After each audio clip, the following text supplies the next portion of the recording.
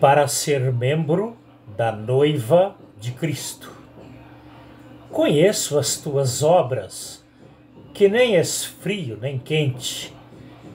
Que dera fosses frio ou quente, assim porque és morno, ou meio termo, nem frio nem quente, estou a ponto de vomitar-te da minha boca. Apocalipse 3, versículos 15 e 16. Este lamento de Jesus me faz lembrar do profeta Jonas, provocando náuseas no grande peixe até vomitá-lo na praia do mar. Jonas capítulo 2, versículo 10.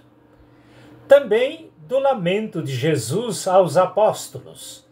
Até quando estarei convosco? Até quando terei que tolerá-los? Mateus 17, versículo 17.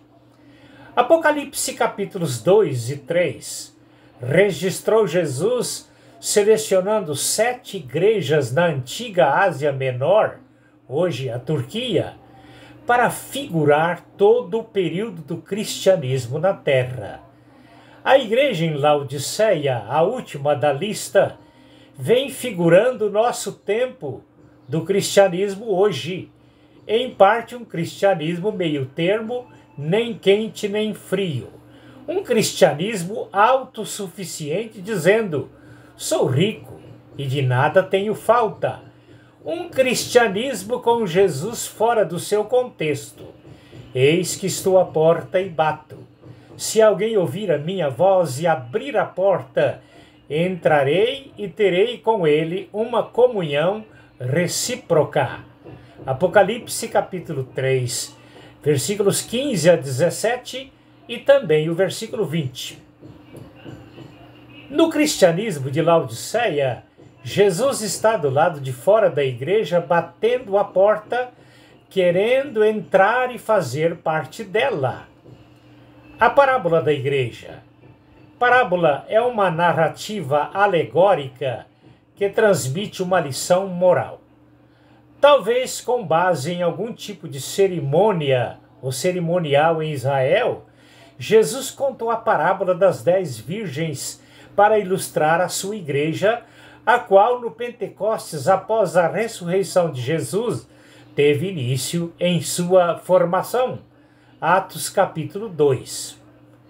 As 5 virgens insensatas e as 5 prudentes e as igrejas Filadélfia e Laodiceia prefiguram o cristianismo de hoje, véspera da segunda vinda de Cristo, vivendo no mesmo contexto social, porém com qualidades espirituais diferentes. As 5 virgens insensatas e a igreja em Laodiceia prefiguraram os crentes carnais, autossuficientes, praticantes da teologia da libertação econômica. É a sua especialidade, o que significa ajuntar tesouros na terra, e também a sua independência de Cristo. As 5 virgens prudentes e a igreja em Filadélfia prefiguraram os cristãos, noiva de Cristo, membros íntimos do seu corpo, a igreja. Na teologia encontramos a palavra grega soteriologia, que significa salvação ou livramento, abordando alguns aspectos da salvação. O apóstolo Paulo fala do povo de Israel sendo cortado para dar lugar à igreja, e depois do tempo dela, Israel será salvo. Romanos capítulo 11, versículos 15 a 26. No livro de Apocalipse encontramos alguns grupos distintos, salvos em aspectos diferentes, ou que serão salvos em aspectos diferentes. A igreja, a esposa do Cordeiro nas bodas no céu. Os 144.000 judeus e os mártires da grande tribulação. Apocalipse capítulo 7, versículos 1 a 17 e também capítulo 19, versículo 7. A igreja aparece no Novo Testamento como o corpo da intimidade de Cristo, à semelhança do casamento, fazendo do homem e da esposa uma só carne. Efésios 5, versículos 22 e 23.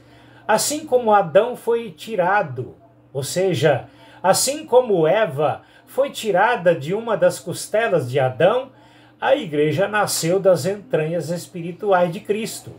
Tiago capítulo 1, versículo 18, 1 Pedro 1, versículo 23. Este é o aspecto da salvação da igreja. Diante disso, somente os membros do corpo de Cristo entendem o particular do arrebatamento da igreja, isto é, e Cristo, vindo buscá-la. Os aspectos da salvação dos demais grupos. Os 144 mil judeus e dos mártires da grande tribulação são diferentes em relação ao aspecto da salvação da igreja.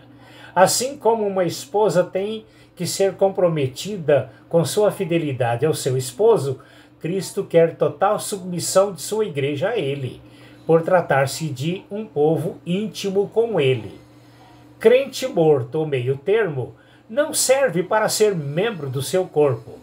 Tem que ser 100% cristão.